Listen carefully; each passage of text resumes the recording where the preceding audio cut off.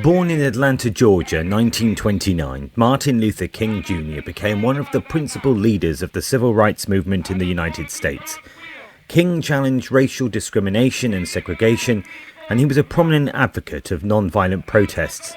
King graduated from Morehouse College in 1948 and then from Crozer Theological Seminary in 1951.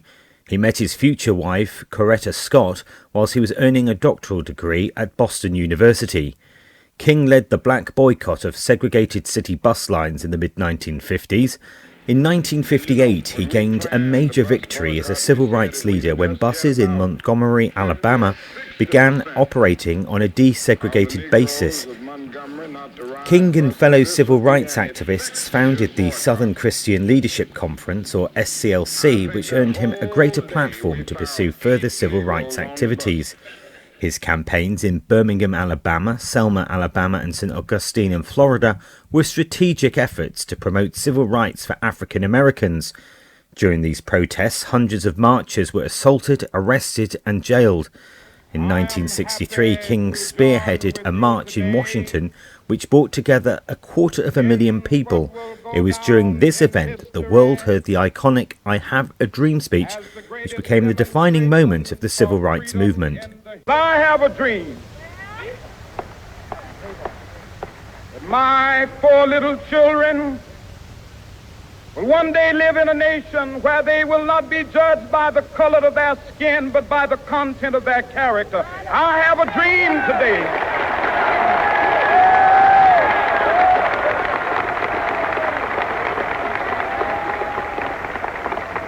With this faith, we will be able to work together, to pray together, to struggle together, to go to jail together, to stand up for freedom together, knowing that we will be free one day.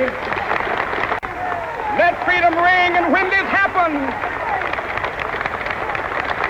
when we allow freedom ring, when we let it ring from every village and every hamlet, from every state and every city, we will be able to speed up that day when all of God's children, black men and white men, Jews and Gentiles, Protestants and Catholics, will be able to join hands and sing in the words of the old Negro spiritual, "Free at last, free at last, thank God Almighty, we are free at last."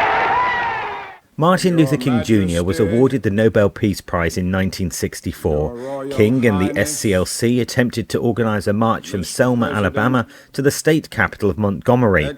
The demonstration was aborted due to violence against the participants caused by outraged citizens and the police. The day has since become known as Bloody Sunday. This was a major turning point in an effort to garner public support for the civil rights movement.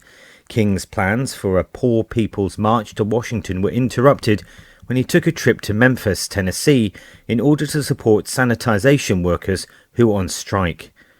On April the 4th, 1968, Martin Luther King Jr. was shot and killed as he stood on the balcony of the Lorraine Hotel in Memphis.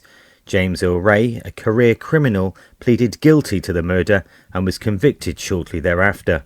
In 1983, President Ronald Reagan signed a bill which honoured King by designating the third Monday of January Martin Luther King Jr. Day.